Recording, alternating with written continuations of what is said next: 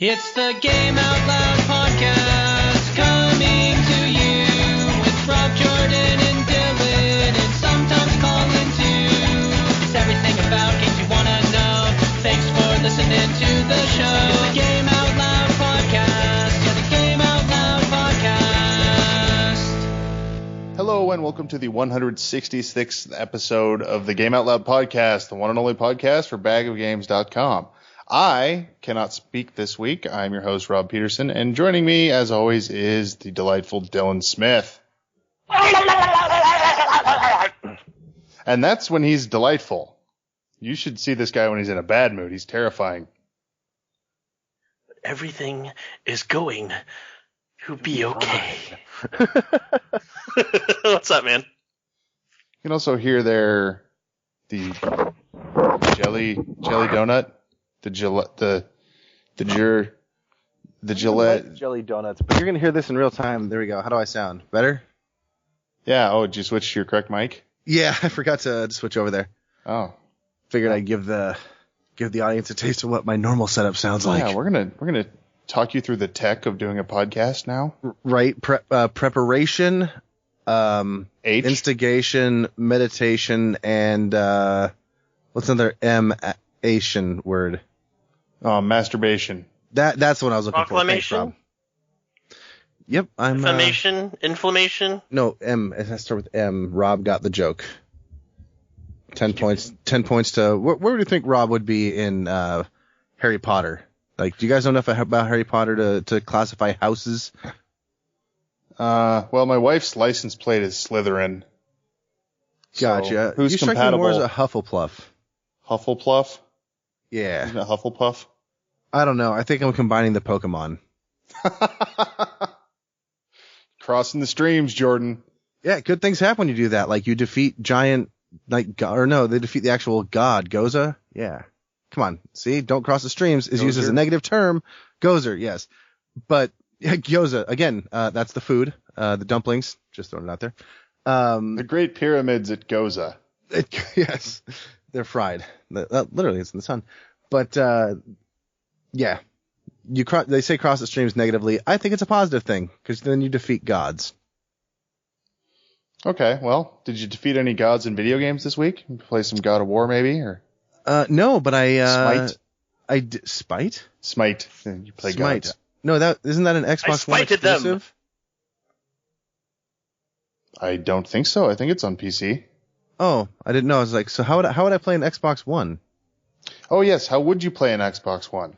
With my Xbox One. Woo! Yeah, my wife was nice enough to let us get one. And we're going to talk about more of that stuff in the actual topic, correct? Oh, I guess we could do that as a topic. Since, Dylan, who else got an Xbox One this week? Bob Dole, that cheeky bastard. Bob Dole. You hadn't heard from him in a while. I haven't, man, but he hit me up on Twitter and was like, yo, Bob Dole got a Xbox One. Bob Dole likes his Xbox One. That's right. No, I got an Xbox One Elite. Not that controller I want. I think Rob has a differing opinion of it, but I want that controller.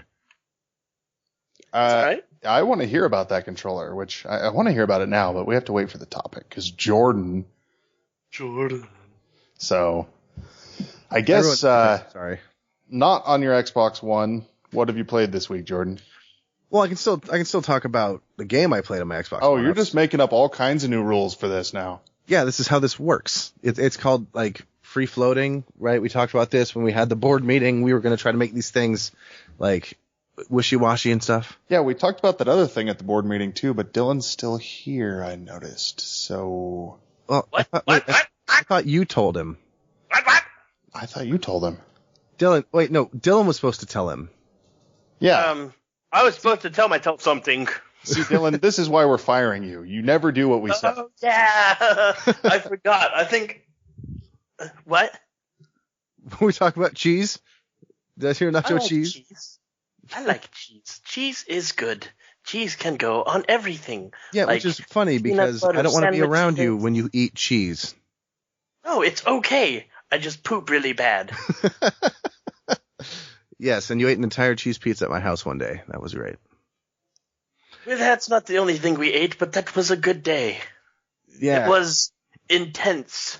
It was intense. It was sex in the woods. Yeah, last time, Sex in the woods. Freaking, we were pioneering Coleman equipment at that point, because boy, how we were in the woods. What were you saying, Rob? I mean, it wasn't just us, though. It wasn't like we were having sex in the woods, listener. I'm just saying. No, there were many people having sex in the woods. We were just two of them. No, you guys just got together to Netflix and chill. Yes, You know how actually, awesome it is Netflix and chilling with Jordan in the forest by yourself, and he has you play the game where it says who can put their pants on their ankles the fastest? Oh my god! I'll tell you what. you only get one joystick in that game, though, so it's actually, I guess technically you get two, and we're gonna You didn't play with your joystick every time. I was like, hey man, I'm just saying. Yeah, you know, if you guys knew what you were doing, you would have a hands-on stick and throttle. Well, see, his was force feedback though, so. Oh, okay. That's we went way farther down this hole than I meant to. yeah, and in the forest too. Yeah, in the forest, hole in the forest. Oh god, it was so dark. What did you play this week, Jordan? This might seem strange to you, Rob, picked up Forza 6. Okay, that doesn't seem strange to me. It's a fun game. But coming from me, how often do I talk about playing racing games? That's true. That's true. Not very often. So what? Did you just get that to spite me because it was not Halo 5? Actually, I got it because Dylan got it, and Oh, I see how it. something to play with him because I literally told him I got an Xbox. He's like, all right, well, I'm gonna go buy an Xbox. I'm not sure if he got it to play with us or just to try to spite me. One upper. Yeah. Because mine's not even supposed to be open. My wife is literally going to make me take it down for Christmas and put it back in its box so I can open it on Christmas. Wrap it and then pretend it's surprised. Like, oh my! You should flip out. You should just super over the moon flip out when you open the package and be like, oh my god, an Xbox One! Just start crying and like, this is the one thing I always wanted. It's like a grown-up puppy. Wasn't it that? Was it N64 kid who was just like freaking out? I can't remember. Oh, that was funny. But yeah, so I'm not even supposed to have it. So I tell Dylan, he's like, yeah, you got one? I'm like, yeah, but I can't open it till Christmas. But hopefully I'll be able to bug my wife enough she'll let me. And she did. I think she just wanted to make me stew for a minute. But, and he goes out the next hour and goes and he's like, I'm like, oh dude, you should get this bundle. It's the best bundle for the deal. Like you get a lot of games and stuff. And he's like, okay. And then he goes and he buys the Elite bundle. And I'm like, oh, damn it. And I was just telling him about the controller. And I was talking to him and I was just like, oh yeah, this is this and this and this. Cause he hadn't heard about it. And he's like, well, that sounds like a waste of money at that price. And then he goes and buys the whole thing. It was actually pretty awesome. It is pretty awesome. It is hilarious. But so I went and bought anything that breaks Jordan's ego is pretty awesome, frankly. Thanks. My ego is large as it is. But yeah, so I picked up Forza to play with him. Now here's the kicker. Dylan, do we actually know this has direct multiplayer? Do we know that yet? Have we looked that up? IDK, my BFF joke, good buddy. Well, I'm assuming you're sitting next to your game disc or your game box, right? Yeah, I am. Does it say multiplayer? Let me pick it up. It says Xbox Live players 2 to 24. Okay. It doesn't say anywhere anything about direct multiplayer or anything like that. So I guess we're just going to have to do a lot of supposition for this segment. Sweet. But yeah, so I played that, and let me tell you, speaking of, we were talking about killing gods, I felt like a god racing in that. Like I was like, I played with Rob on some games and I was terrible, but playing this on the controller, it just really clicked with me. Like I'm following the arrow, right? What they call it, the racing line, and doing awesome and like just winning levels left and right, like leading the pack by forever. And then I realized that, even though the game I put it on like medium, it still kept all these assists on, which I'm not used to. Of course. Like, I haven't really played a sim style racing game. I used to play like, Forza's, I mean, very much simcade. Like, if you don't have a wheel and pedal, or preferably pedals even, having more than one would help since you need gas and brake and perhaps clutch. You probably don't want all that stuff turned off. Like, it's just, the controller's not very good for driving a car. That's why we drive a car with a steering wheel and not an Xbox controller. Gotcha. Well, I agree, but at the same time, like, this feels broken, dude. Like, I'm being able to muscle my way, slide my way through cars. Like, you literally hold down the right trigger to just accelerate, but if you follow the racing line, it automatically, like, brakes. And so you never have to let off that trigger unless you want to do some like weird maneuver to get ahead of everybody. But even then, if you're just persistent, it'll literally like brake for you. It, like, you don't slide, you turn way better than I feel you should. So basically, you put a rubber band around your controller and leave for a few hours. Yeah. Then come back and you beat the game. But Dylan actually has more input on this one because he was the one telling me to turn off assists, and I'm starting to slowly turn them off. But it's still pretty easy. Hopefully, I'm only like what, a few like race series in, so I have a lot to go. But if it keeps like this, then it's gonna be like this is a button pulling simulator. But I'm betting it's way better than that because it couldn't be that big of a franchise and still like just be that, you know? Right. But that's fun. And I also got the rare replay pack because of you, Rob. Oh, you got the Perfect Dark and other curiosities collection. Yes. My wife that's actually one of the selling points because we were going to wait for Black Friday, but the deal that I actually got was pretty darn good. But one of the selling points on her that I told her, I was like, look, it comes with the rare replay pack, which comes with Conker's Bad Fur Day. And she's like, does it have the multiplayer? I looked it up. I'm like, yes. And she was like, okay, get it. So you can run around and do the multiplayer against your friends as the teddies or the squirrels. And we both played that. And yeah, Rob, you're right. That game does not hold up. It's hard to control. Like, the look is inverted, and I cannot do inverted look. It goes against everything I know in a first person game. Like, unless it's in a ship, right? Huh? Conker's Bad Fur Day is third person. Yes, but your look when you're aiming at enemies with guns and stuff is inverted. Gotcha. And it's hard, and you don't have really a lock-on mechanic. You have to like stop, pull the trigger, and then it goes into a first-person mode, and then it's backwards, and I can't shoot for shit.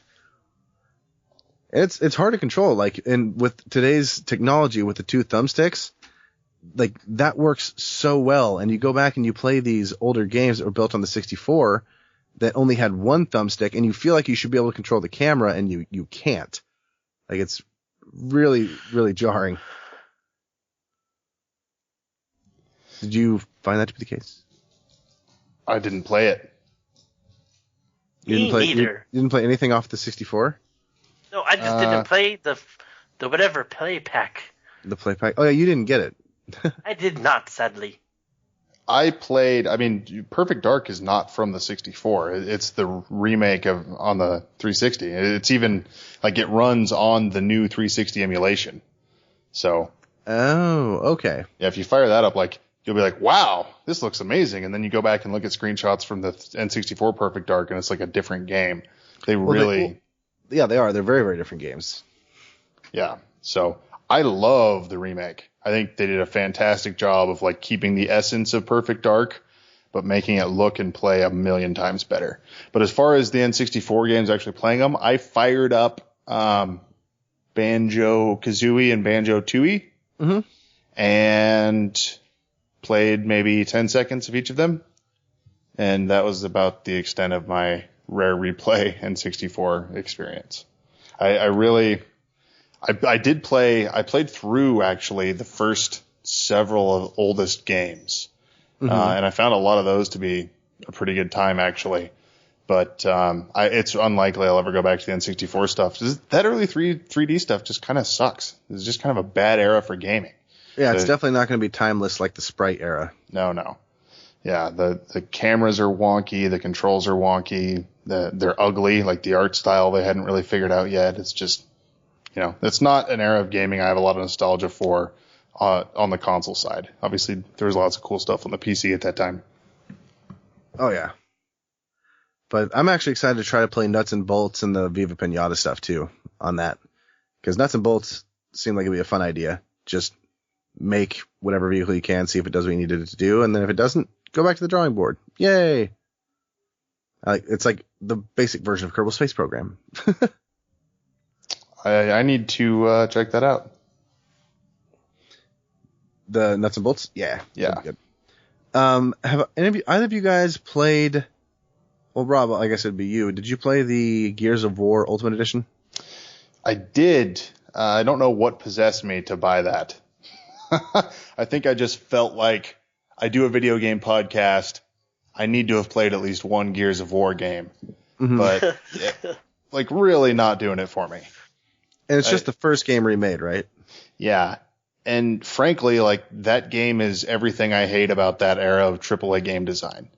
It really, like, that set the template for the way action games were played for several years.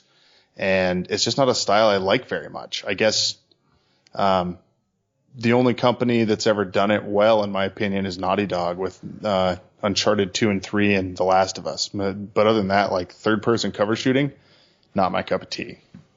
Yeah, I'm with you. I have it here, too. I got it with my Xbox, but I'm like, I don't know about this. I'll try. Like, I had the same idea, actually. It's like, I should at least have one of these games played, but maybe I'll like it. Maybe I won't. We'll find out. Yeah, I'll probably go back and beat it at some point just to cross it off my list, but I put in maybe an hour or two, and it just, like, it never got my pulse going. It was just kind of running through the motions. I don't think it's aged super well. Gotcha.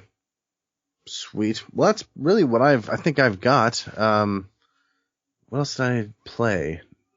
I mean, Prison Architect and The Escapist, but I've talked about those several times, so I probably will succeed my turn at this point. Now, Dylan. Yo! Last week on the podcast, we were all talking about playing Condemned Criminal Origins.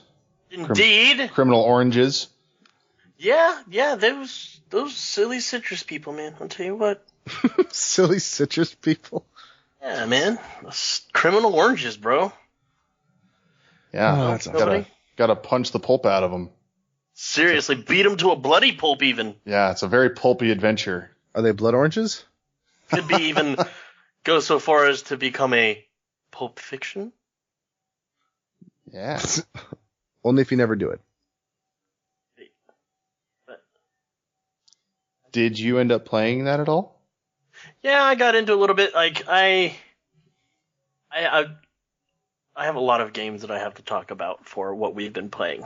Okay. Yeah. Not a lot. No pressure on that one because I played a lot of it, so I can pick up. Okay, cool. Well, then I'll now. let you take that one. Okay. I'll let you take that one. Okay. What else? What else you been playing? So I bought Fallout 4. Got that pre-ordered. That is neat. Oh, and this is probably a good time to say, as of this recording, Fallout 4 is not out, but Jordan and I are going to tack on a little first impressions at the end here once it releases and we have an hour or two in. And then next week, obviously, will be our full review on that. Well, not our full review, but our initial impressions probably, or our middle impressions. Our week of playing it impressions, yeah. Yeah, say it's a Fallout game unless we're running through it like a motherfucker. Like that's probably impressive. I work two jobs, Rob. I don't know what you expect of me. Yeah. The everythings. But yes, I can't wait to play it. It'll be the full discussion of it anyway. And then we'll do a spoiler cast later on. Yeah. Anyway, so sorry, Dylan. That is okay.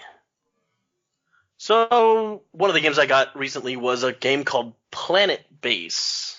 I don't know if you guys have seen this on Steam at all. No, it sounds like you as a giant RTS. It sounds like they didn't put a lot of thought into the name.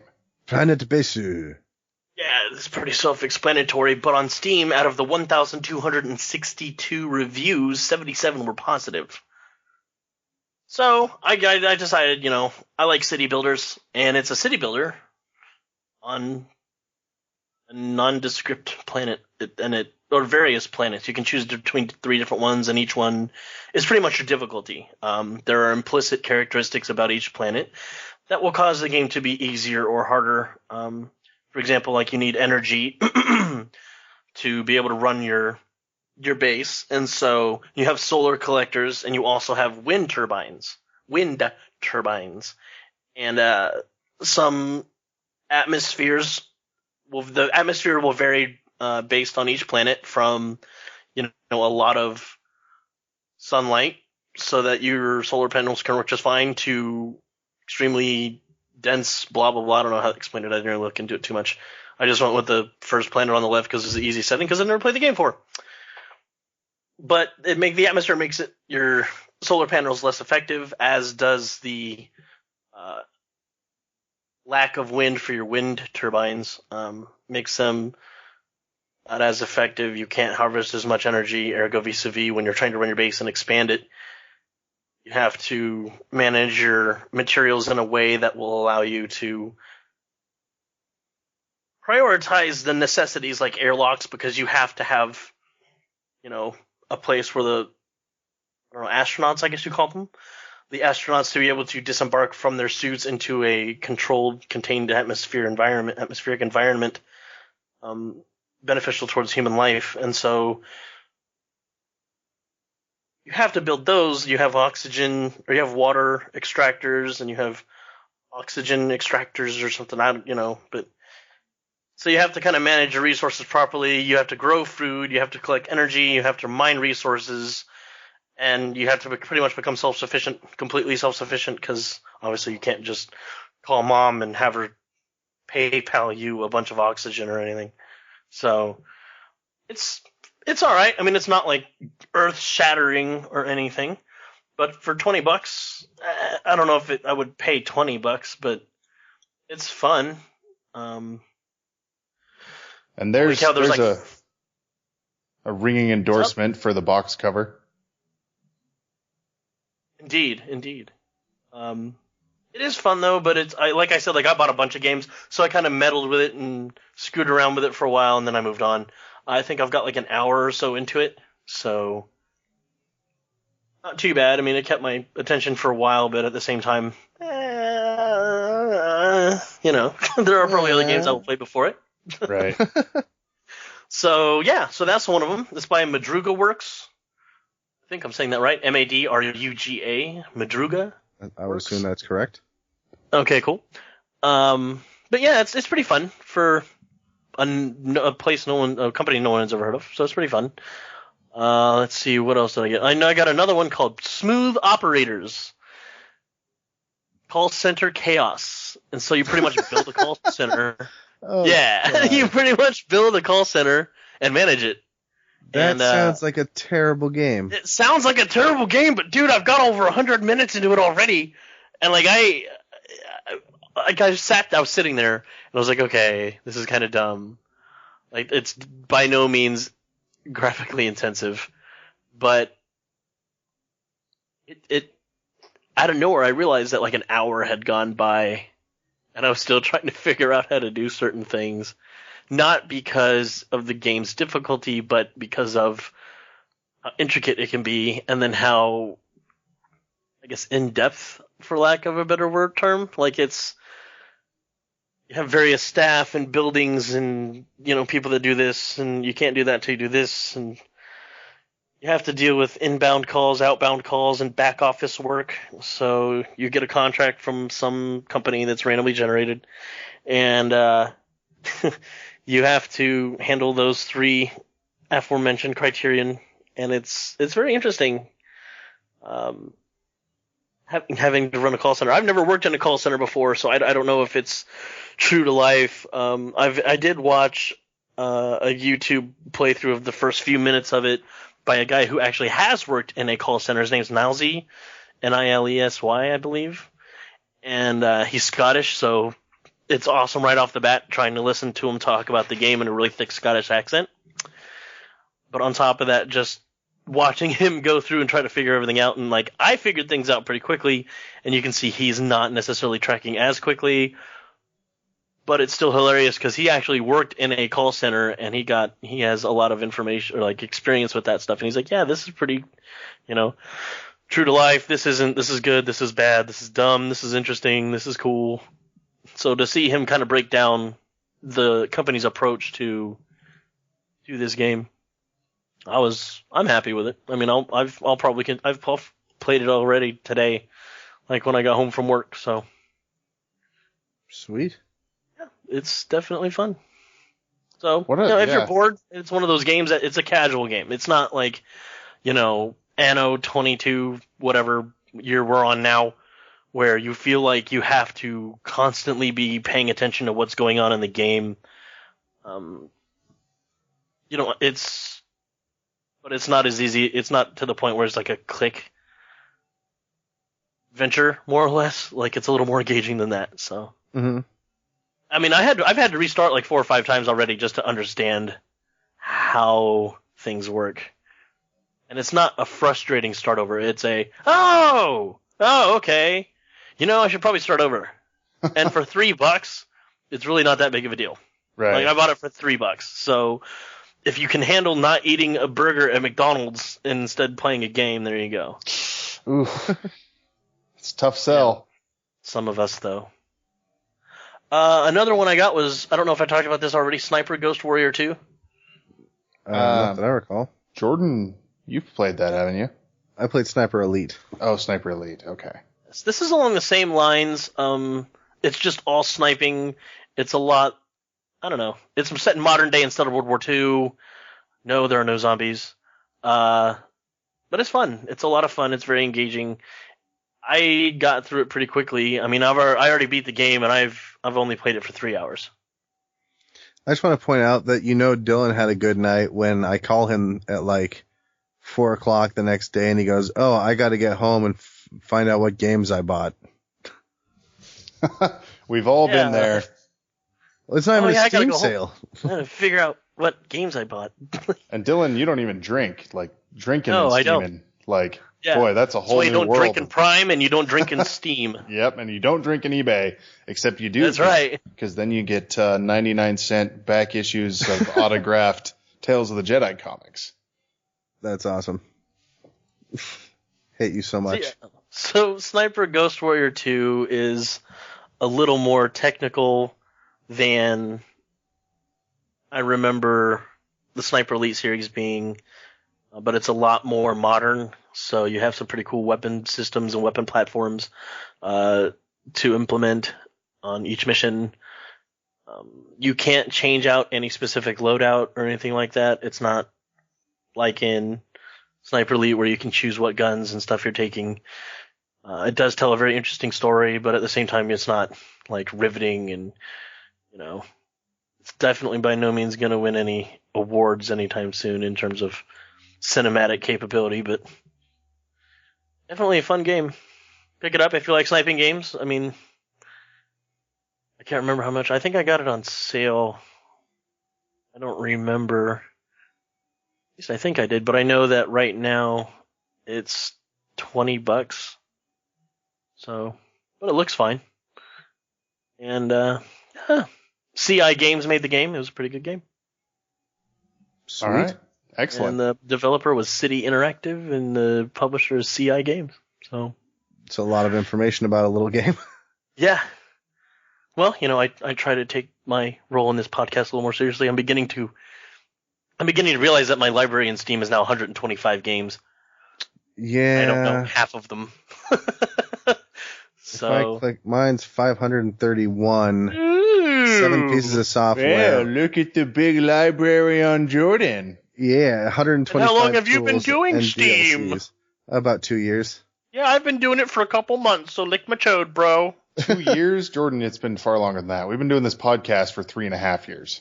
Yeah, Oh. butthole. Good point. Yeah, butthole. So 2.5 years I've been doing this. Yeah, butthole. Sorry. Anyway, Such another angry. game. Yeah, I know. So angry. So another game I got was Spore. I was inspired by Jordan actually to pick up this game after I got out of prison. One of the games that he streamed for, one of the first games he ever streamed for me, was Spore, and I was like, man, that's actually kind of cool. Like, I like watching stuff like this, and you pretty much go from a single cell to something. I have no idea where it ends, but you start as a single cell, and Jordan, we were talking about it earlier today. It's really cool, the sense of size difference, or how did you just describe that, Jordan? Oh, the sense of scale. Like Yeah, when sense you of scale. start off as like this tiny little creature, and there's huge, gigantic monstrosities that'll just devour you, and you're just trying to get away, and eventually you'll get bigger than them and run into these even bigger, huge, crazy looking things, and eventually you're the king of the food chain in the water. But it's just a really interesting sense of scale because you start off itty bitty, and I really like it. I do too. It's a great game. It was released back in, I believe, like 2008 or something like that. 2009, I don't remember. Something a while ago, a long, long time ago, in a galaxy far, far away. But it got a lot of positive reviews, and it's a lot of fun. It is a lot of fun. So Did you ever check it play out. Spore, Rob? I did not. I just remember the uproar over that game, totally not living up to the hype. So I kind of stayed away from it. I think I got it in a Steam sale. I like it. Dang it. I think there was something else weird with it. Like at the time, it was Vista exclusive or something. Does that ring a bell? That sounds like Halo 2. I don't know about that one, but I didn't know about it. Like I learned about it when I got on Steam, and I can see how it'd be kind of weird because it never seems to have one style of gameplay. Because every time you evolve to a new life form style, the game changes, and it doesn't do really any of it all well. It just gives you kind of a taste of everything, but not the best taste. But it's still fun. You can create different things. I got all the way to space and then quit. So you have to let me know how far you get done. I didn't know you could go to space. That's cool. Yeah, you have to get the expansion. That's what I was telling you on the phone earlier. Okay. Well, yeah, I'm definitely going to see how far that game goes. I'm having a lot of fun with it. Yeah. So there you go. All right. Well, then it sounds like we're on to me.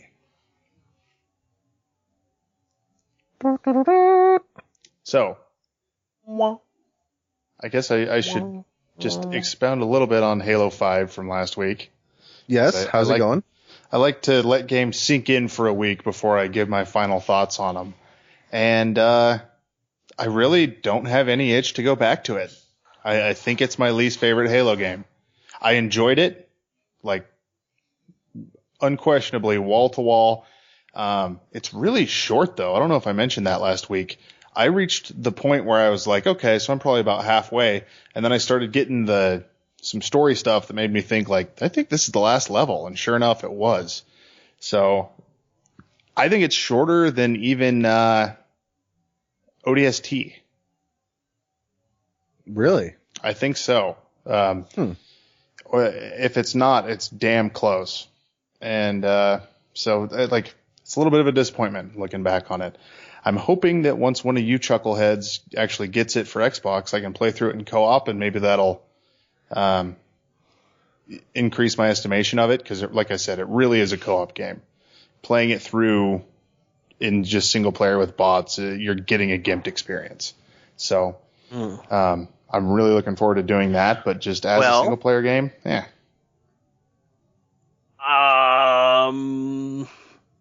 I'm kind of interested in doing that with you. I definitely would like a game even the three of us could play together. That would be fun. Yeah, me too. Other than Rocket League. Right. Which still, I don't know if anybody even plays it. Everybody, I mean, even us, we were like, man, this is amazing! Esports and crap! And then it just kind of died. I still play it on occasion. Still jump on every once in a while.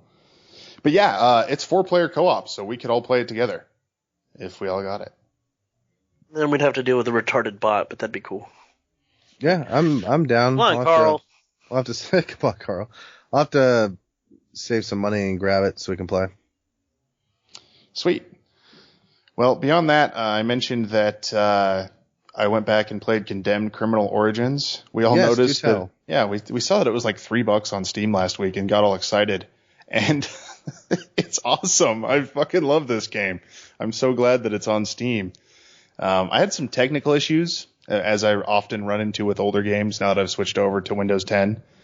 The main one being the real-time lighting, which was like a big selling point on this game, and Fear from the same company right around the same time. Doesn't work at all. It's like super glitched out, flickers and looks crazy, and is just unplayable. So I had to turn that off. So I'm not getting any of the real-time shadowing or anything. But as far as just gameplay goes, it's so fun. It's such a pulpy, like hard-boiled, grim, almost like Sin City levels of grime, and like the plot's really stupid, but I still love it. I'm just totally intrigued by it. That you're framed for a murder early on, and you're a cop, and the other cops are coming after you, and you go around gathering evidence with your really weird sci-fi tools that kind of don't fit in with the game at all. It's like, right? I don't know. It's a game that doesn't make a lot of sense and isn't very smart, but it just goes for it all the way and has a lot of charm to it. And it also has really fun melee combat. You do have guns. Few games that do. Yeah. Yeah, this and Butcher Bay, and I guess Xenoclash. And that's about it and Dark Messiah of Might and Magic. As far as first-person games go, those are about the only ones with good melee, and I guess Dishonored too. But this is the best of the bunch. Dishonored as well. Yeah, it's really, really good. I remember playing that game and absolutely loving it. Like, how far into it did you get? I'm probably just a third of the way through. Okay, it's not too far. Yeah, but far enough, like several hours, far enough that I definitely know what it's all about. So, yeah, I'm really liking it. I'm probably going to go finish beating it again. I just love the grimy world, and also it's terrifying, by the way. Like, I don't know if you guys noticed, but the AI is really, really good. Yeah. Like the enemies will make themselves known way before you see them, and then they'll go and hide. So they're somewhere ahead of you, but you don't know where, and then they'll jump out and scare the shit out of you. And it's just, like I mentioned Fear earlier, which is another game with fantastic AI. I don't know what Monolith was doing between these two games, but like they were knocking them out of the park 10 years ago. It was just a really good time for first-person shooters at that company. Oh, yes, it was. So... anyway, that's it for me. With that, I think we're going to go ahead and jump over to Extra Points. Yay! Ba-da! The part of the show where we talk about the book, movie, TV show, or other piece of non-video game media that we were into this week. So, Jordan, we went with you first last time. So, Dylan, what's been taking up your time? I went down memory lane earlier this week, and I watched Mortal Kombat Annihilation again. Oh, wow. Yeah, I went old school. Which one's that? Is that the second one? Second one. Second one. It's Mortal Kombat 3 inspired. Yeah, and the change of a majority of the actors was kind of weird too. Jarring. Yeah, I was like, wait, no, I wasn't ready. Yeah, I mean, I'm 31 years old now. It's not as amazing as it used to be. Amazing. Yeah. I mean, I remember when I was a little kid, even the first movie, I was like, holy crap! Like, I loved the Mortal Kombat games as a kid. Or, sorry, the movies as a kid. That's what I'm saying! Today, and it's just, yeah. Yeah. You're like, that was... So what do you want to do now? The first one I still like. Annihilation first was just good. gnarly. Annihilation was not so good. Well, the first one's Paul W.S. Anderson, who we were talking about a few weeks ago because he did Event Horizon. Oh, I did not realize that. And yes, Yeah. I still love that movie. Same director. Not know that either. Oh, and I also watched The Machinist. I don't know that one either. How's that? Ooh, it was good, dude. It's got Christian Bale, right? And it's kind of like one of those psychological thriller movies. That's all I'll leave it at. It's good. He plays a machinist, and stuff starts happening, and... Is that the one that Christian Bale lost, like, he lost, 60 pounds? Dude, oh, it had to be more than 60 pounds, man. He is a freaking twig. Huh. Like, No, seriously, like unhealthy skinny. Awesome. Like borderline Olsen twin skinny. Like, yeah, unhealthy skinny. Like, you can see his rib cage, you can see his clavicle, you can see almost every bone in his body, and you're just like, how much are they paying you to do this? Because this is bad, man. Right. Yeah. So, but it's a great movie. Check it out if you haven't seen it. I would recommend it. 2 thumbs up with a pinky toe too. Pinky toe too. All right. Okay, maybe not. Maybe just 1 thumb up. But still, it's good. I mean, it kept me entertained for, I don't know how long it is, like an hour and a half or something like that. Not even, yeah, about an hour and a half or something like that. So, yeah, that's go team. Excellent. Well, Jordan, how about yourself? Well, I've been watching a show that is set in the town that I live near, Seattle, since no one's gonna write a show about where I live, but near Seattle. And I kind of don't want to admit this, but whatever. I've been watching Grey's Anatomy with my wife. You guys ever seen that show? Okay, the first time I saw Grey's Anatomy, I was stoned out of my mind, and it was a season finale. And I'm not gonna tell you because I don't know how far you are in the show. Mm-hmm. But a whole lot of bad stuff, like really bad stuff, happens. Mm-hmm. I was an emotional wreck at the end of the show. Yeah, it is like my wife and I both sit there and say that we don't know why we like it. It's like garbage TV. It is, but you can't stop. Yeah, it's like a train wreck. Exactly. You know, it is exactly that. It is so good. Why do I give a crap? Why? Oh, dang it. And they like kill everybody. Like, it's hilarious. That show's been on for 11 seasons. We watched the first season, or most of the first season, in one day. And just for the fun of it, I went and started the first episode of the most current season they have. Nobody's there. Well, no, there's like, I didn't get very far, it's just an opening scene, but holy crap. Like, age. I didn't realize how long that series has been running. It's been running for like 11 years. It's insane. Yeah. But it's like a soap opera, but not filmed in that weird way that makes it look like a soap opera. So it's okay. It's still, I look at my wife, I'm like, why are we watching this? And she's sitting there like about to cry. I'm like, you choose the worst thing. She's like, oh, that's so much. Cause yeah, there's some really sad stuff in there. Yeah, I would not be surprised after watching the episode that I watched. Like, I would not be surprised if some people actually went into like some depression funk or something, because it was pretty heavy. I did not know what was going on. I just sat down in my buddy's living room, and his mom and his sister were there, and they were watching it, and I didn't know what it was. And immediately the crap hit the fan, and by the end of the episode, it had been what felt like years, and I was just a complete emotional wreck. Huh. Yep. Yeah.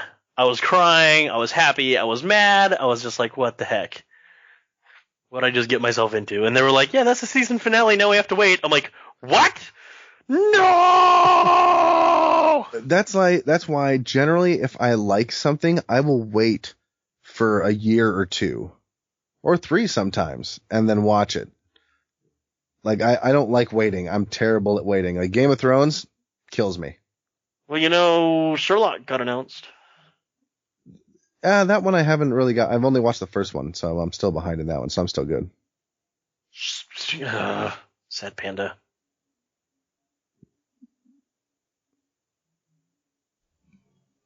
All right. So then it would be My turn. Rob's turn. Rob. Just giving some build up for that because I'm so excited. So, as I've been warning you for many weeks and will continue to warn you for several weeks to come in the build up to Star Wars, I am reading Star Wars shit. So Yay. This week, a couple trade paperback collections came out from the current run of Marvel Comics, which I was all caught up on except for 2. That was Leia and Kanan. So I ordered both of the first trade collections for those. Actually, for Leia, it's final. Leia was a limited run, so this is her whole run. I haven't finished that one yet. I am liking it so far. I'm not loving it, but it's pretty good.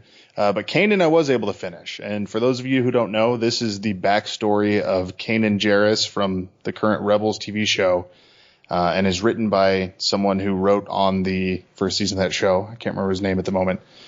But it was a really fantastic collection. And like, whether or not you've seen Rebels, it's just a cool story, and it dates back to the Clone Wars right before Order 66, which is the order that wiped out the Jedi. And Kanan is just a little kid named Caleb. He changed his name to Kanan later on, which is explained in the story. But he just became a Padawan. He just stepped out of the little youngling school that you see in the movies where Yoda's teaching the kids, you know. And he's on one of his first missions when Order 66 happens. And this kind of follows his story as he escapes and shows how he got away from the Empire, what that did to him, and it jumps back and forth a little bit between the time of Rebels and the time that this was happening. So you see him as an adult and a kid, but most of the time you're following his kind of misadventures as a child, just trying to survive in this crazy world where everyone he knows and everything he had has been taken away from him. And it's full of surprises. It's full of adventure and all the good Star Wars stuff. So I think it's one of the better runs of comics that Marvel's put out so far. I'd put it up there with Vader and Lando, which are my favorites. Are Marvel reprinting the old Dark Horse books? They sure are. They are putting out omnibuy. And you can also, I like reading them. They have a really great phone app or portable device app that has their full store of digital stuff, and then for like $9.99 a month, I think you get all those back issues for free. Nice. You can just read them at will. So I'm not doing that. I'm just kind of picking and choosing on the old Legends stuff. But yeah, like so many good Dark Horse and old. Before Dark Horse, actually, Marvel was the original publisher of Star Wars content, and you can read a lot of that stuff in the Marvel store right now. Sweet. So. Yeah. Yeah, see? Yeah, baby Fark McGeezak, see? Anyway, with that, we're going to go ahead and take a break, and when we get back, we're going to be discussing the Xbox One, because we finally all have one. So, only 2 years late, but we're going to get you the skinny on this console, so stick around. As opposed to the fat. We're going to get fat playing this console, except I already am, so. Me too. As I say, me 3. So we'll be back, I guess. Yeah, we'll be back. More rotund shape. The Game Out Loud Podcast. Yeah, the Game Out Loud Podcast. And we're back.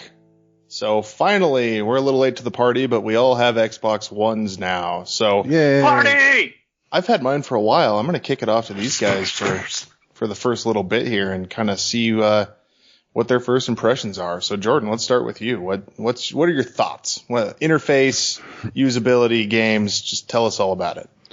I don't really care for the interface. It seems rather unintuitive. Like you have to hit. I never would have thought to hit start to go to settings, right? Like because I'm on the base level operating system. I feel like I should be just having a settings button there. I just have a hard time with that. And I'm learning it, but I think that PlayStation's is set up much, much better as far as the launching interface goes. How about you, Dylan? I agree with you. I think that, I don't know, I definitely, and maybe it's because I've had the PlayStation for over a year, but I guess I just find it more counterintuitive to a degree than I do. I just don't like the layout. I think it should be more easy. There's definitely easier ways of navigating and laying out something like this. It's not very intuitive, and I've heard from people that have the Kinect. Now, you guys don't have the Kinect versions, right? No.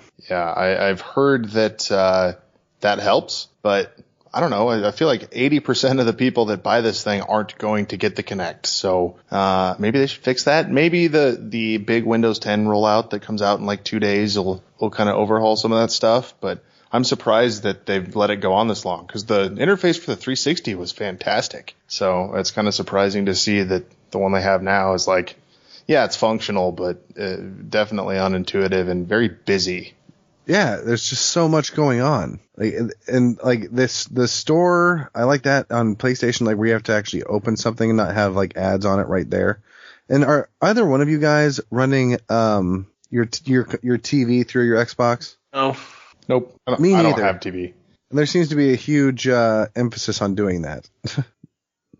So you have a whole section for that, but other than that was one of their big fuck ups. Like, Xbox came out and went to a video game audience and were like, it's a media center. It'll play your TV. It'll play your movies. And it's like, we don't care. We play games. right?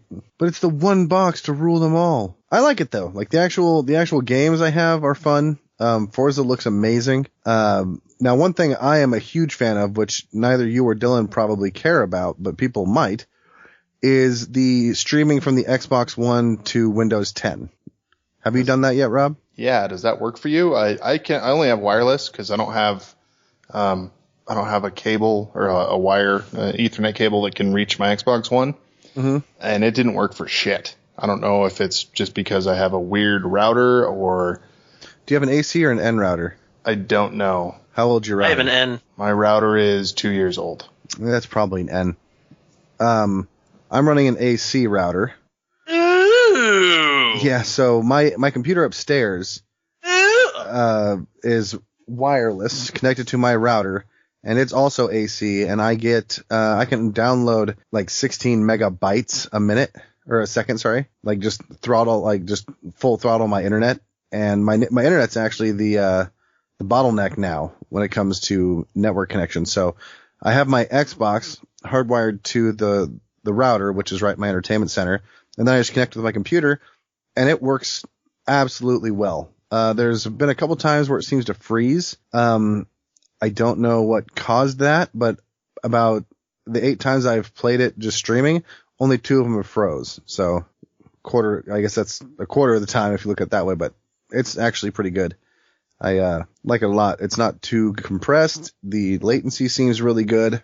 And for me, whose computer is way far away from the TV, and my wife likes watching TV, I can go and play a Steam game and then immediately just jump over into a game of Forza or Halo with Rob. That's what we'll have to see. We'll have to see if the actual connection is good enough to do like Halo 5 in my office instead of on the actual Xbox.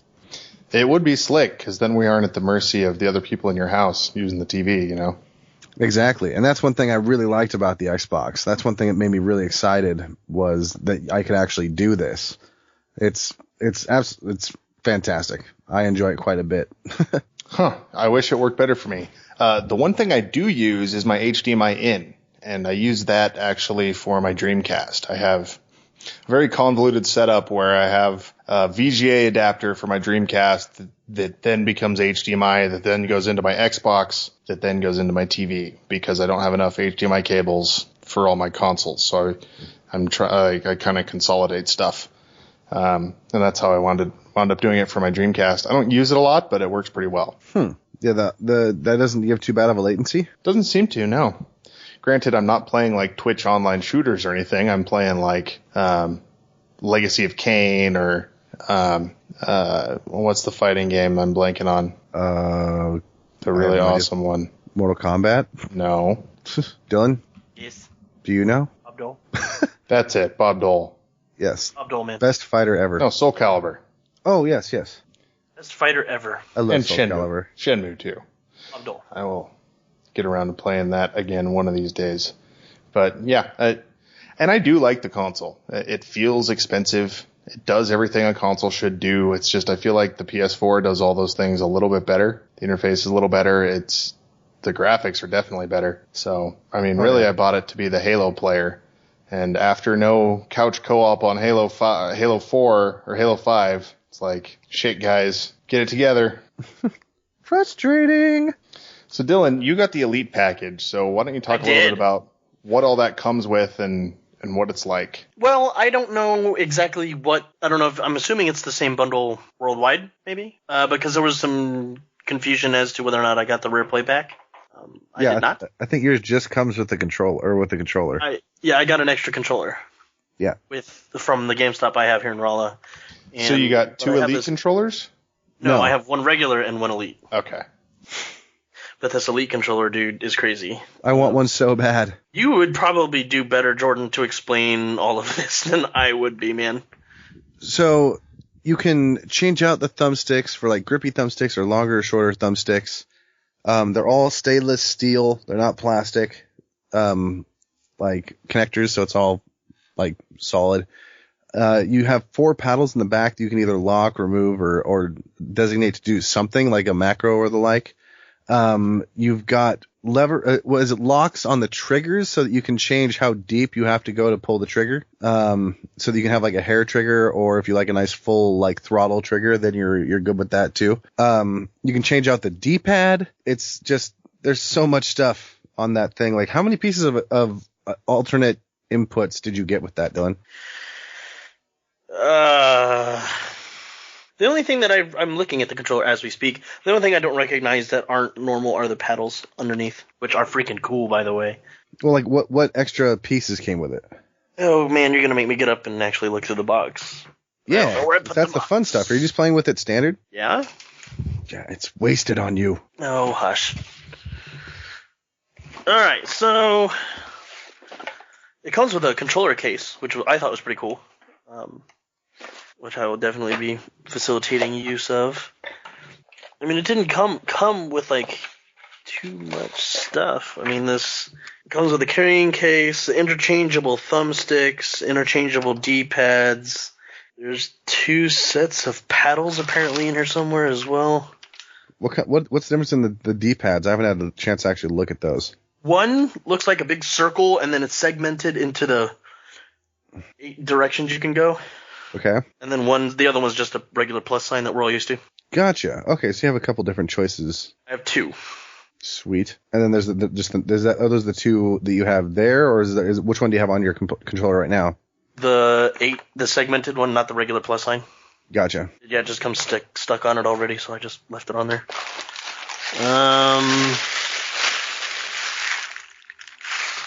Yeah. Not much else. I mean, it's not. Keep going through this guide here, but it's I don't know. I don't want to necessarily compare the ergonomics of the 2 controllers via PS4, and Xbox One. It comes with a pretty long freaking USB cable, though. Yeah, so you can charge with it's like 10 feet.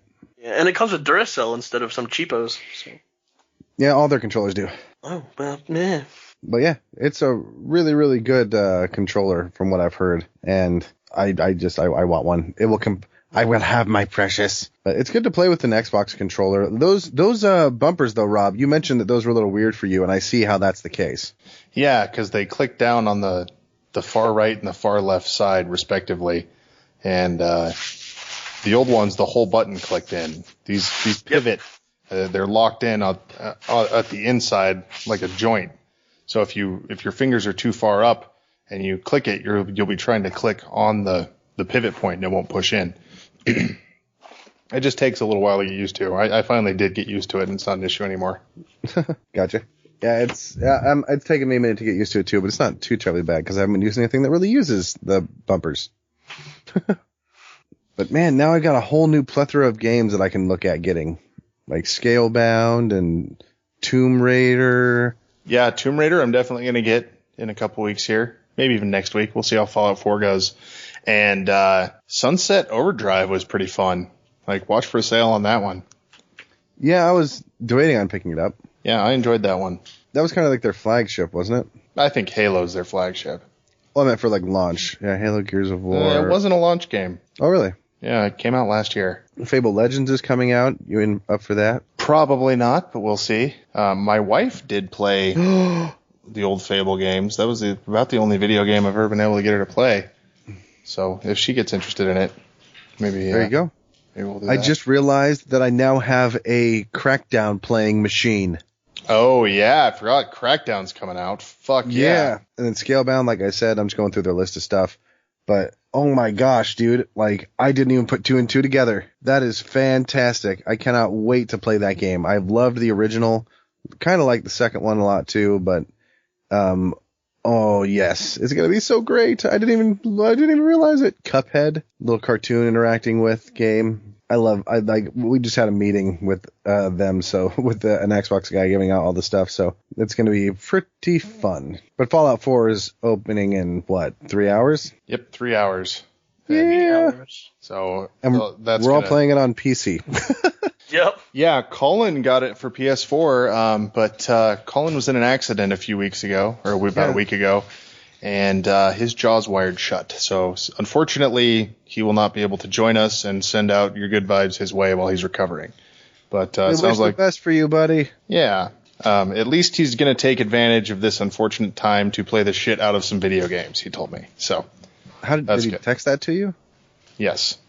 He picked up Divinity Original Sin for PS4. Ooh, good game. And he's been chugging away at that today, and then tomorrow, obviously, he's going to be playing Fallout 4. So now, when you say his mouth is wired shut, like he literally, like, how does he eat?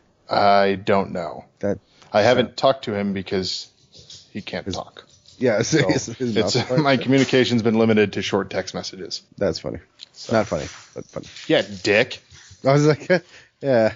Yeah, butthole. No, he if I remember right, like a buddy of mine in elementary school got in a car accident. His mom got in a car accident, and he had his jaw wired shut. I think you drink your food, like you soups, or you put everything in a blender. Like he said, he ate a lot of soup, and he lost a lot of weight.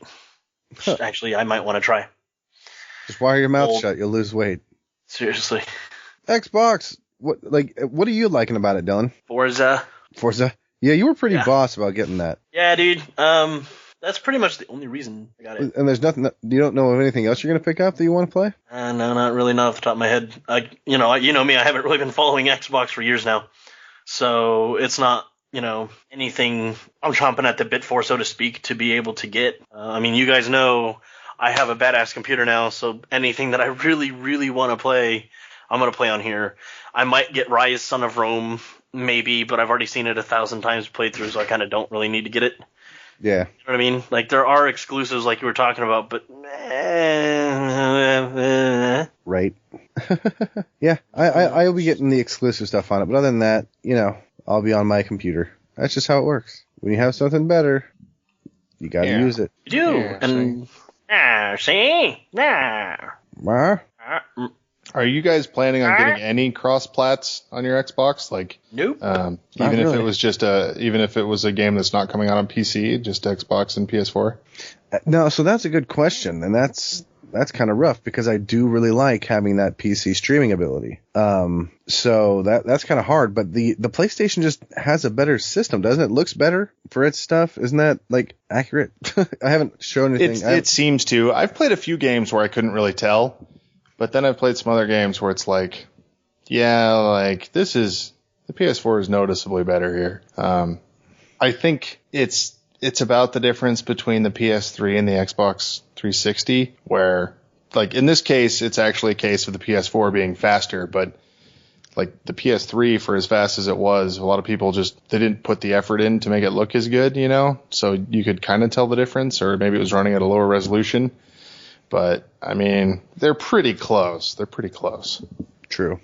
Maybe, because, yeah, I would love to be able to continue playing my game and not taking my wife out of it, so... And I could also probably do it on her computer, too. Well, she doesn't have an AC connection. I'll have to fix that.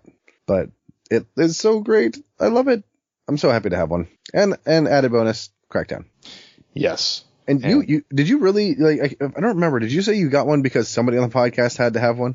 Oh, that was probably a joke. I really got one because I wanted to play Halo, which wound up being a mistake. But at least Sunset Overdrive is good, and I have the backwards compatibility now that launches in a few days. That's really going to add to the value of this because there are several 360 games that I've been dying to go back and play, but I don't want to go through the shit of, like, dragging out my 360, hooking it all up, having it sticking out, messing up my living room till I'm done with it, then putting it away. I want to just be able to pop in Red Dead Redemption or The Darkness and just play them. So that really helps, and I think that's going to be a bigger boon for Xbox than a lot of pundits were predicting. Like, I do think that matters because the 360 was the lead console last generation, at least in America. So a lot of people have big libraries for that they're going to want to continue going back to. I sold mine. I never had one. I sold mine? I never had one. I'm never selling a console again. Right? I'm with you. Too many. I mean, that worked out well for you, Jordan, because you'll have backwards compatibility now. But in general, like, if I sold my PS3, it's like, well, at some point, I'm going to get the itch to go back and play some of those PS3 games. Probably the Metal Gear Solid HD collection. So it's just good to have it around in case you ever want to go back and fiddle with it. Yeah, I agree. I'm so happy that I have this backwards compatibility now, because there's a lot of games I didn't have time to play back on the 360. And I had my 360 back when Oblivion came out. So I had it a while ago. There's a lot of games that exclusives I missed. I just hope they add backwards compatibility for it. Now, do we think that, or well, I know what I hope, but what do you guys think about backwards compatibility on the Xbox and PlayStation charging you for that sort of backwards compatibility aspect? Do you think that's going to change? I don't think it's going to change. I think basically PlayStation's backwards compatibility is them just trying to drum up revenue while they're waiting for the technology to catch up to where it can be used for recent releases. I don't think that that PlayStation Now or whatever it's called is seriously about old games. I think they're just using it for that, like as they're waiting for bandwidth infrastructure to catch up to the point where that, like, if people start wanting to have that as the way they play games, Sony wants to be ready. That would be my guess. Gotcha. So I don't foresee them, since I don't think they're really treating it as a backwards compatibility thing. I don't think they're going to respond at all. I think we're just going to see silence from Sony about the whole thing. Gotcha. How about you, Don? What do you think? Yeah, I think. I mean, I don't know. I think with the PlayStation 4 doing so well, I'm not sure how much of a crap Sony's going to give about backwards compatibility. I think that a lot of people nowadays are really looking forward instead of back. There is a lot of nostalgic value in example, Rob's library for Xbox. However, I don't think that that's really where we're going. Everybody wants to move forward. So there will be the ebb and flow of time where there will be horrible releases. I'm not going to pick up Call of Duty, for example. So that does leave me that gaping void of something to play until the next game comes out. But that's the whole point, is we're not waiting for last year, we're waiting for next year. So I think with that, Sony isn't going to be too terribly concerned with backwards compatibility, and instead they're going to shift their focus to where it should be, I believe, and looking forward still. Yep, I think so too. Fine. So, last question, Jordan. Are you dumb? We already know the answer to that. What stuff do you want to play? Like, what 360 games that you missed did you want to go back and check out? I don't even know, because I haven't paid attention. I'm probably just going to go find a list of the best 360 titles, check off ones I haven't seen, and then just have whenever I go to a game store or anything like that, see if they happen to have them. I just haven't had time to do it yet. Did you ever play The Darkness? Yeah. Oh, you did? I don't even know if that's going to be on the list, but that's one. I never did beat it. I got right to the end and never got around to finishing it. So I would love to go back and replay that. I just love those Starbreeze games. The Darkness, Chronicles of Riddick. I guess those are the main two. But man, I could play those games once a year and be very happy. Never get bored. So right. Anyway, I think that's a good place for us to wrap up. So, if you need to find us, you can email us at gameoutloudpodcast@gmail.com or find us on Twitter at gameoutloudcast. We're on there. We love hearing from you, so definitely shoot us a tweet. We're also on iTunes, so please subscribe, rate, and review. That really helps us out, lets us know you're out there. And of course, we can always be found on www.bagofgames.com/podcast and geekcultureradio.com. And with that, we will see you next week for our Fallout 4 extravaganza. So stick around for that, and stick around after this music here for our little first impressions from the first couple hours of the game. So we'll see you real soon.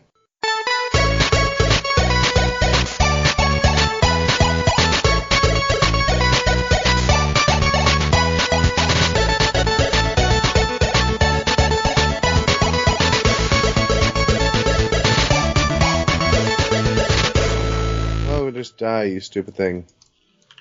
And we're back with the Fallout 4 section. Hey, guys. Yeah. Guys, could you please Close the game. No, Close the fucking game. I can't. I'm in the middle of a firefight. I am pistoling people down using both skill and VATS. You can quick save at any time in this game. Don't do that. Hit F5.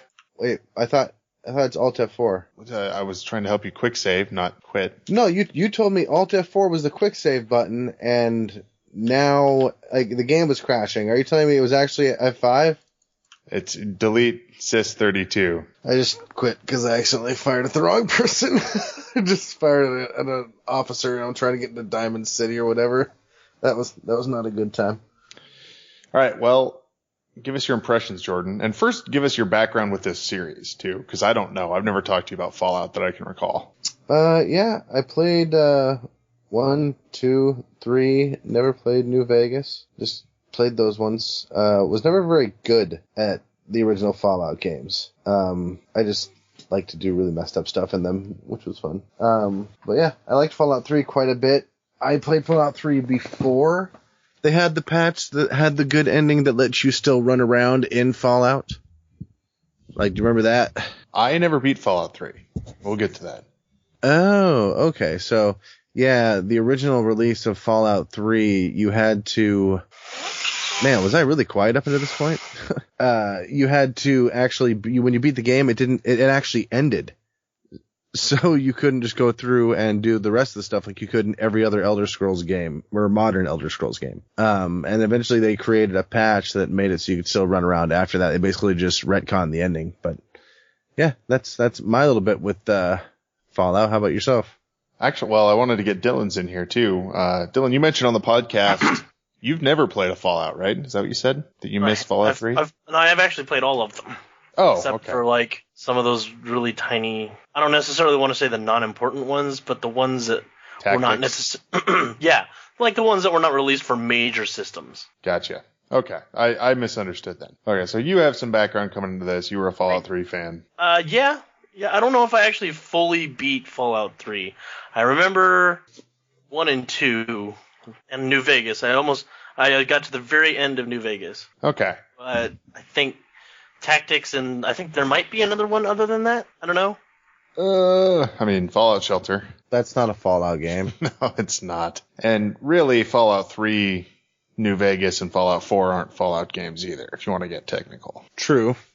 Wasteland, now that's a Fallout game.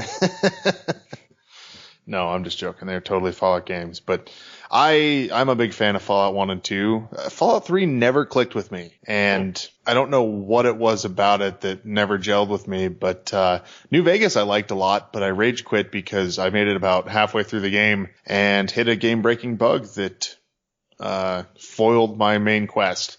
So at that point, and not to mention all the other bugs I'd tackled along the way, I just kind of gave up. I bet I know the reason why you didn't really like that game. What's that? Because it had Liam Neeson in it, but no throat punches. That could be. I forgot Liam Neeson was in that. He's your dad at the beginning, isn't he? Yep. Just like Patrick Stewart was what was that, Oblivion? In Oblivion, yeah. He was, what was Nostril. that guy's name? King? Yeah. He was Nostril 7th. Nostril was seventh, yes. I don't remember his name in that. Nose hole. Yeah. Septum. Septum. Uriel septum. We were close. Yeah. Nostril septum. Exactly. Bodily region. Yeah. I just love the fact they gave him that big of a nose and then called him that. Uriel septum. Yep. Like surreal septum. They get made fun of as a kid. Then he had to rise above it, show all them, and that's why he became emperor. Yes, exactly. Actually, I think Uriel septum. Story. And he ended up looking down his nose at them. Oh. Yes, that was so bad. I love it. Yeah, that was a Jordan joke right there. Jordan Indeed. joke. Well, Can I anyway. have like a little jingle every time one of those happens? Oh no, Rob would kill me. Yeah. The Jordan joke. I would need some tickets to Seattle and a good alibi, if you know what I mean. I do. I do. So, Dylan, what are your thoughts Rob. on Fallout 4 thus far? Are we all about crap. how many hours do you have in? Let me check. I think Jordan and I are both around the 3 or 4 mark. Okay, then 7. I will remain quiet. What are you at? I know you stayed up late. I'm at 8 hours right now. 8 hours, okay. Well, Jordan's at 7. But I left mine running. Oh, well, okay. You want to give a little more helpful estimate there, Jordan?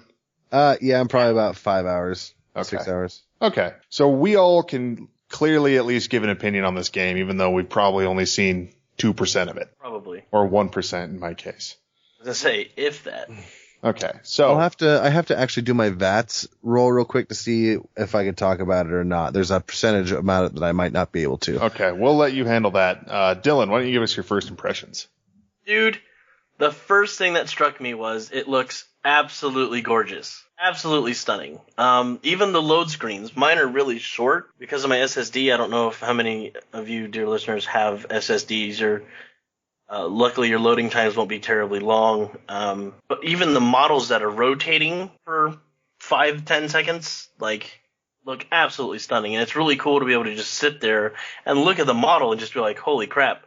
A lot of detail went into that. And you can tell it's the in-game model. It's not like, Cutscene model. Yeah. It looks, and they look great.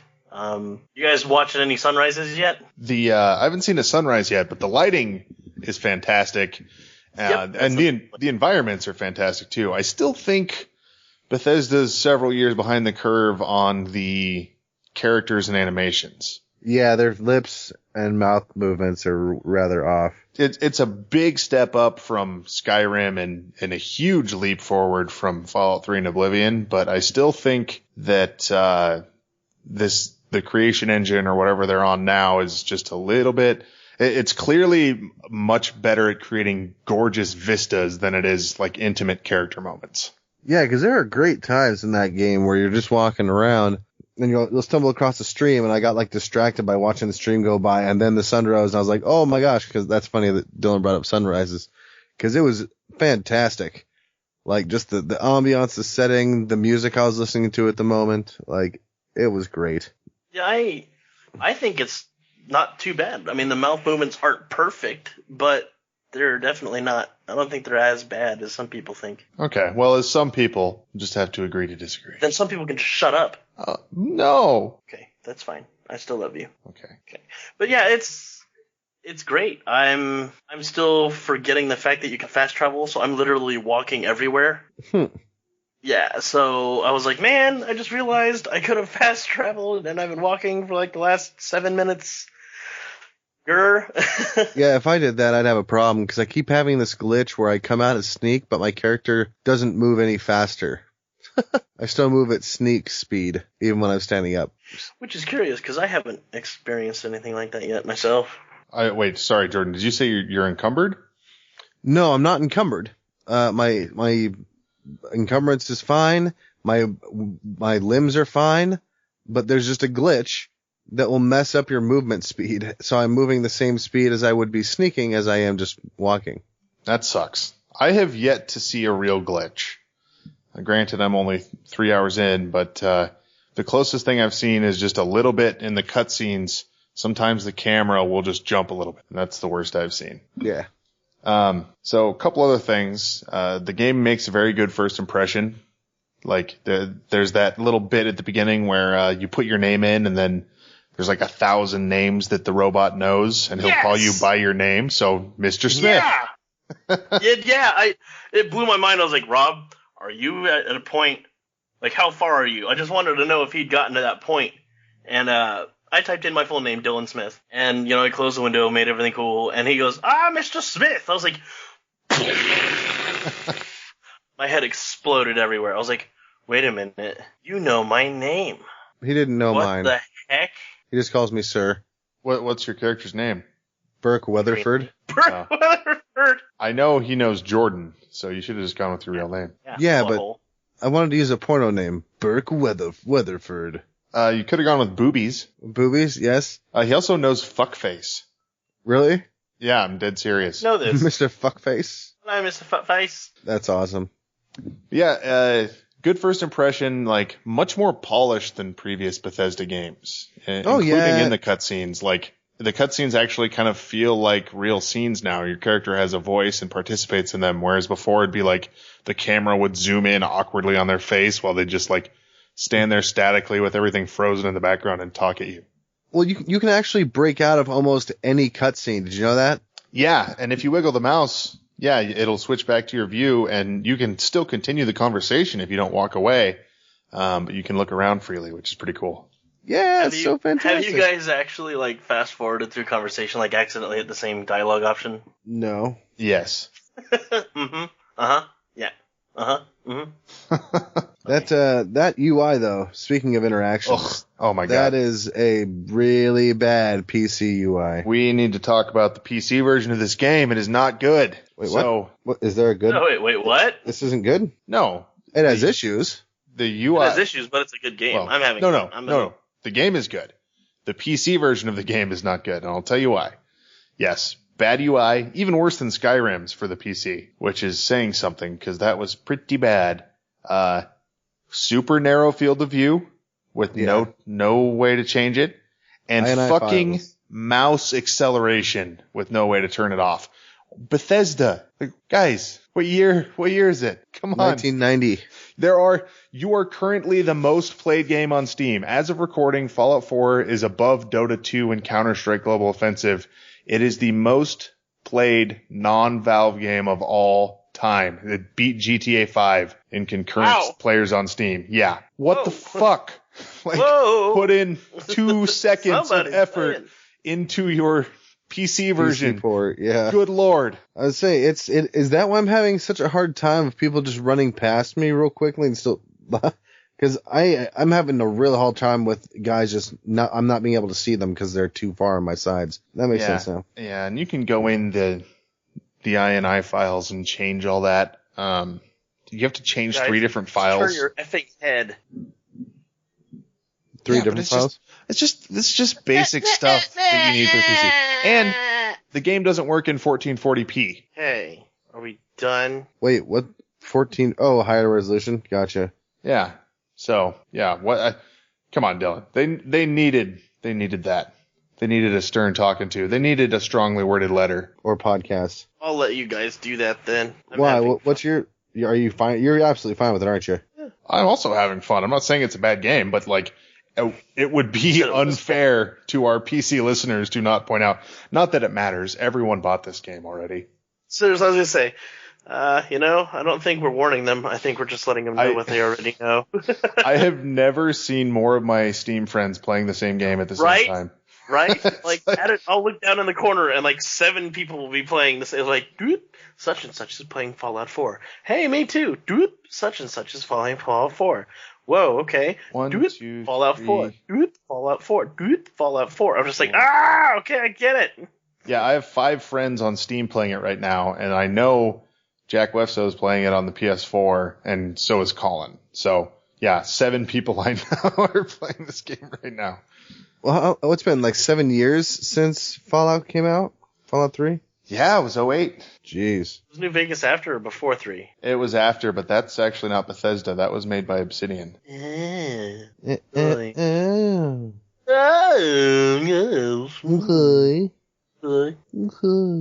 God, yeah. It's been a long time, and it feels like home. And the fact that we get to see, is talking about where the game starts spoilerish? I don't think so. It will spoil the opening scene. It was shown off at E3, so. Oh, true, yeah. So you start off like pre-war. It's fantastic. Yeah, you get to literally walk to the vault and enter it, which is pretty cool. And you literally can just walk. Kind of, what is that little narrative distance? Is it where you're like, come on, we're in a hurry. And then you're just like, okay. And then I'm just going to go walk the other direction and talk with the birds and do all this. And the next time you go to the guy, he's like, we don't have any time. Yeah, I was like dipping my head in. I went in the trailer up there that they had near the site and explored. I grabbed everything. We need to mention, like, the character creation screen in this game super kicks ass. Oh, yeah. Take away all the sliders. Just give you a hands-on face editing system, and that was awesome. And I like the fact that they talk.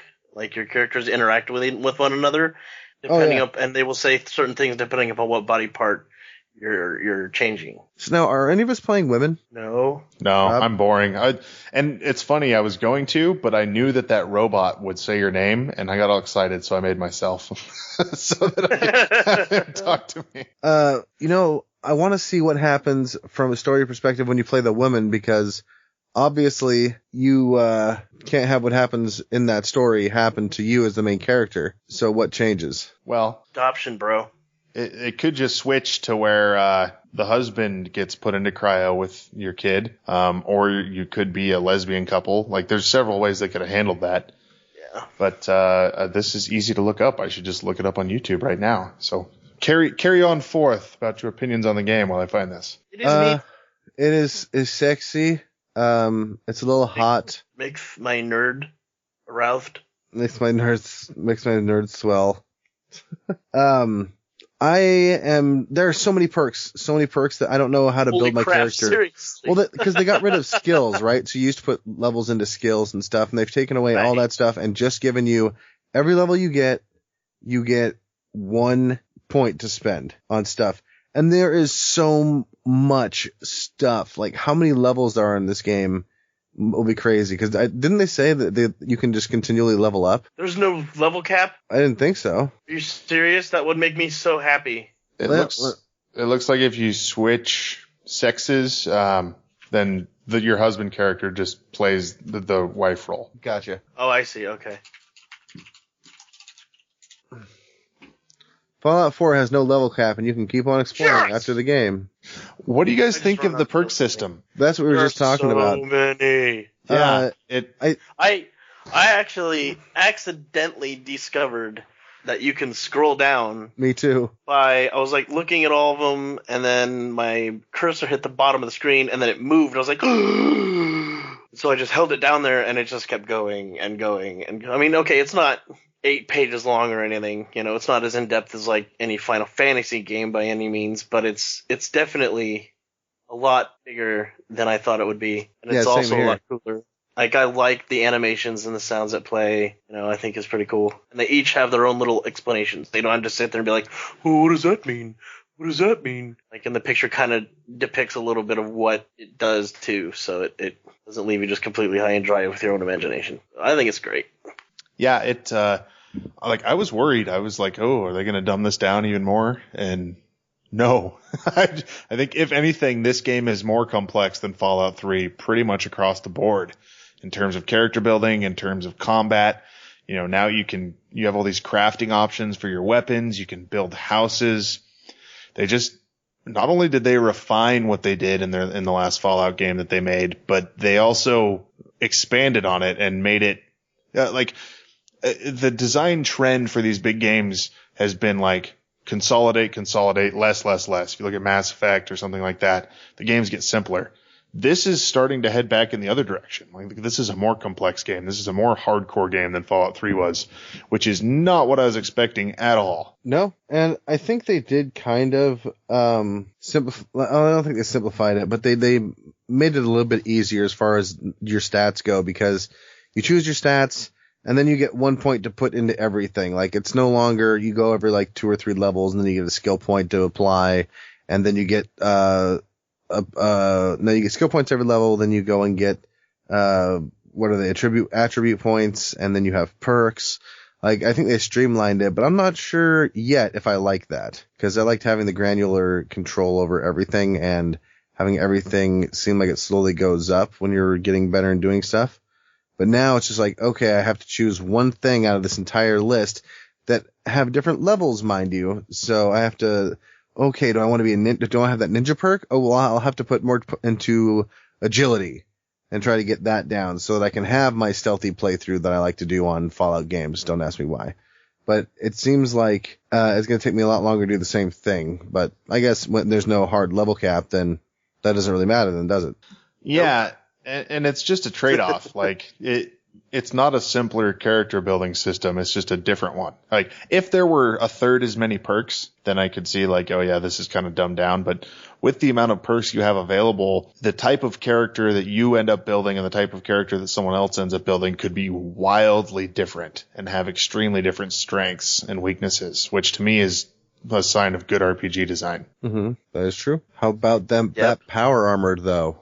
Right at the beginning. Oh man, I am scrounging for power cores constantly now. Right. I actually played. I don't know. I firmly believe I have at least a collective amount of about 30 minutes of walking around without any power in my power armor, my power suit or whatever. It's going So I'm all just slow. Like, Tunk, yeah. tunk, and then tunk. that annoying alarm. Boot, boot, Yeah, that's every time that light flashes. boot. I'm just like, okay, I'm fine. I just wish I could turn that off. I ended up leaving mine at Sanctuary. It's really, really cool, and I like the fact that you can customize parts of it. So I'm assuming as you go on, you'll get better pieces of armor to use on your power armor. But for now, it's just taking up shop somewhere in that first settlement. I actually have mine hanging when the main menu loads. You know that picture you see of your armor just hanging on the rack or whatever that thing is? Mm-hmm. That's exactly where I have mine. Nice.